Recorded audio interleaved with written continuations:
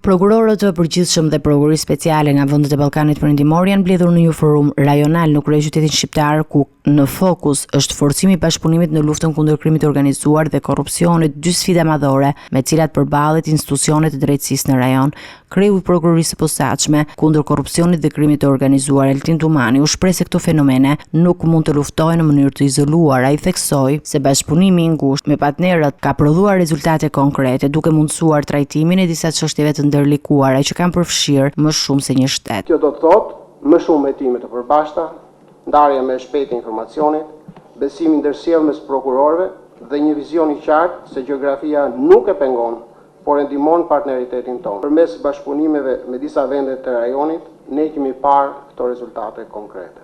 Nëse ka një element që ka bërë dallimin në luftën kundër krimit të organizuar dhe korrupsionit, është bashkëpunimi i shkëlqyer me Eurojust. Eurojust nuk është thjesht një agjenci e Bashkimit Evropian, por një nyje strategjike që na ka ndihmuar të kapërcejmë pengesat frenuese të bashkëpunimit ndërkombëtar. Për shpak, ky bashkëpunim ka dhënë rezultate të prekshme. Përmes mbledhjeve të koordinuara, skuadrave të përbashkëta hetimore, kemi mundur të trajtojmë raste komplekse, të koordinojmë veprimet hetimore, duke shmangur vonesat dhe duke shtuar besimin reciprok institucional.